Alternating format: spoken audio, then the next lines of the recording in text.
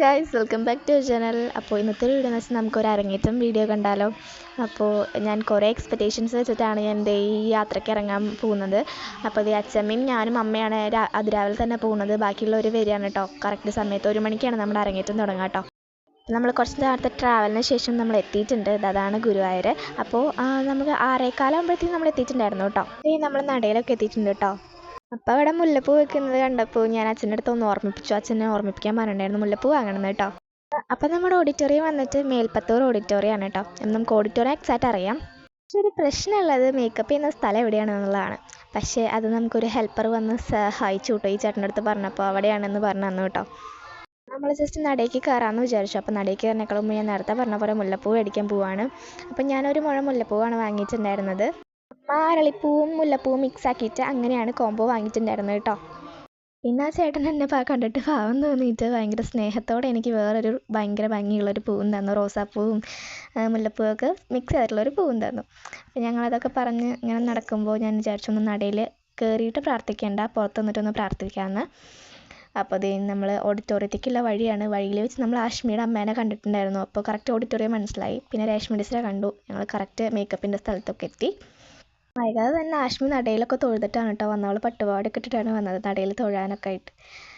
അപ്പോൾ ഇതാണ് ഞങ്ങളുടെ ടീച്ചർ ലേശം ടെൻസ്ഡ് ആണോ എന്ന് എനിക്ക് സംശയമുണ്ട്. ഇത് നമ്മുടെ മേക്കപ്പിൻ്റെ മാഷാണ് കേട്ടോ അത്. അതിനുശേഷം ശ്രീഭദ്ര കാത്തിരുന്ന് എത്തിയിട്ടുണ്ട്. ഞങ്ങൾക്ക് കുറച്ച് പ്ലാനൊക്കെ ഉണ്ട്, ട്രാൻസാക്ഷൻ റീലൊക്കെ എടുക്കണമെന്ന്. സാഹചര്യങ്ങളുടെ സമയം പോലും ഞങ്ങൾക്ക് അത് എടുക്കാൻ പറ്റിയില്ല. ഞാൻ അവിടെ വെറുതെ ഇരിക്കണമെന്ന് കണ്ടിട്ടാണെന്ന് തോന്നുന്നു മേക്കപ്പ് മാസ്റ്റർ എന്നെ ആദ്യം തന്നെ വിളിച്ചിട്ടുണ്ടായിരുന്നു. മേക്കപ്പിന് ആദ്യമായിട്ട് വെള്ള ഡ്രസ്സ് ഇട്ട് വരുന്ന സാവരിയെ കണ്ടു. സാവരി എൻ്റെ വീഡിയോയിൽ ആദ്യമായിട്ടാണ് വരുന്നത്. അതിങ്ങനെ വരാറൊന്നുമില്ല, എസ്തറ്റിക് ആണെന്നാണ് പറയുക. പിന്നെ ഞാൻ സാവരിയെ ഫസ്റ്റ് ഇരുന്നു, പിന്നെ ഞാനിരുന്നു, പിന്നെ ദേവ് ഇരുന്നു. മൊത്തം 5 പേരാണ് മേക്കപ്പിന് മാത്രമല്ല മുടി കെട്ടാനും സ്റ്റൈൽ ചെയ്യാനൊക്കെ. അപ്പോൾ സാവരിയുടെ ഐ മേക്കപ്പും കൂടി കഴിഞ്ഞ് അവളുടെ കഴിഞ്ഞു. പിന്നെ മുടിയൊക്കെ കെട്ടാണ്ട് ശ്രീഭദ്ര ബേസ് മേക്കപ്പൊക്കെ കഴിഞ്ഞപ്പോൾ അവൾ മുടി കെട്ടായിരുന്നു കേട്ടോ. അപ്പോൾ ഞാൻ അവളുടെ ശേഷം ഞാൻ മുടി കെട്ടായിരുന്നു. അപ്പോൾ എനിക്ക് കുഞ്ചലൊക്കെ കെട്ടിയപ്പോൾ എന്തോ ഭയങ്കര ഒരു എക്സൈറ്റ്മെൻറ്റ്. എൻ്റെ മുഖത്ത് ഇങ്ങനെ അലർജി ഉണ്ട് കേട്ടോ. ഫൗണ്ടേഷനൊക്കെ കൂടുതൽ ഇട്ട് കഴിഞ്ഞാൽ എൻ്റെ മുഖത്ത് കുരു വരും. അതുകൊണ്ടാണ് ഞാൻ മേക്കപ്പ് ഒന്നും അധികം യൂസ് ചെയ്യാത്തത്. അത് കഴിഞ്ഞ് എല്ലാം കഴിഞ്ഞ് ഡ്രസ്സും മാറിയാൽ മതി എന്ന് പറഞ്ഞിട്ടിരിക്കുകയാണ് ഞങ്ങൾ. ഇനി ഡ്രസ്സും മാറി നല്ല കോസ്റ്റ്യൂമായിരുന്നു. ഞങ്ങൾ സ്റ്റേജിൽ വെച്ച് എല്ലാവരും ഒരുമിച്ച് കണ്ടപ്പോൾ എല്ലാവർക്കും ഇഷ്ടമായെന്നാണ് പറഞ്ഞത്. ഇനി ലിപ്സ്റ്റിക് ഇടണം, മൂക്കുത്തി കുത്തണം, അത്രേ ഉള്ളൂ. അത് കഴിഞ്ഞ് നമ്മൾ സ്റ്റേജിൽ കയറാനായിട്ട് പോവുകയാണ്.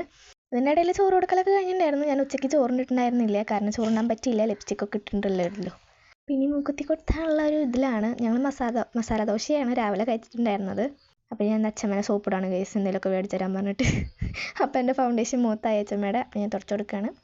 അതിനുശേഷം നമ്മൾ ലിപ്സ്റ്റിക്ക് ഇട്ടു, മൂക്കുത്തി ഇട്ടു. അപ്പോൾ ഓൾ സെറ്റായിട്ട് നമ്മൾ ഇരിക്കുകയാണ്. അപ്പോൾ ശ്രീഭദ്രന് വന്നോട്ട് അവളുടെ എൻ്റെ ലുക്കൊക്കെ ഇഷ്ടമായിട്ടുണ്ടെങ്കിൽ എല്ലാവരും കമൻറ്റ് ചെയ്യണേ. അപ്പോൾ ഇതാണ് ഞങ്ങളുടെ ഫുൾ ഗ്യാങ് കേട്ടോ, വിത്തൗട്ട് അവർ ടീച്ചർ. അതിനുശേഷം നമ്മൾ നടയിലേക്ക് ഇങ്ങനെയാണ് പോവുക, ഷോൾ കൊണ്ട് പൊതിഞ്ഞിട്ടാണ് പോവുക കേട്ടോ. അപ്പോൾ അവിടെ നടയിലേക്കൊക്കെ എത്തി. നമ്മൾ ഓഡിറ്റോറിയത്തിൻ്റെ ബാക്കിൽ എടുത്തിട്ടുള്ള ഫോട്ടോസാണിത് കേട്ടോ. അപ്പോൾ ഈ പിക്ക് എനിക്ക് ഭയങ്കര ഇഷ്ടമാണ്, ഞങ്ങൾ തമ്മിലുള്ള ഈ പിക്ക്. നമ്മളിത് സ്റ്റേജിൽ കയറി എല്ലാം താലൊക്കെ കൊടുത്തു. നമ്മളിത് വെയിറ്റിംഗ് ആയി നമ്മുടെ ഡാൻസ് തുടങ്ങി കേട്ടോ. ഞങ്ങളെല്ലാവരും സ്റ്റേജിൽ വെച്ച് കണ്ടപ്പോൾ എങ്ങനെയുണ്ട്, കളർ കോമ്പിനേഷനൊക്കെ സെറ്റല്ലേ? പിന്നെ എങ്ങനെ എല്ലാവരും നന്നായി കളിച്ചോന്നും നമുക്ക് കമൻറ്റ് ചെയ്യണേ. ഞങ്ങളുടെ ലുക്കും എല്ലാം ഇഷ്ടപ്പെട്ടോന്നും എല്ലാവരും കമൻറ്റ് ചെയ്യണേ. അപ്പോൾ ഞങ്ങൾക്ക് മൊത്തം 8 ഐറ്റമാണ് ഉണ്ടായിരുന്നത്. അത് ഞങ്ങൾ തിമിർത്ത് കളിച്ചു കേട്ടോ.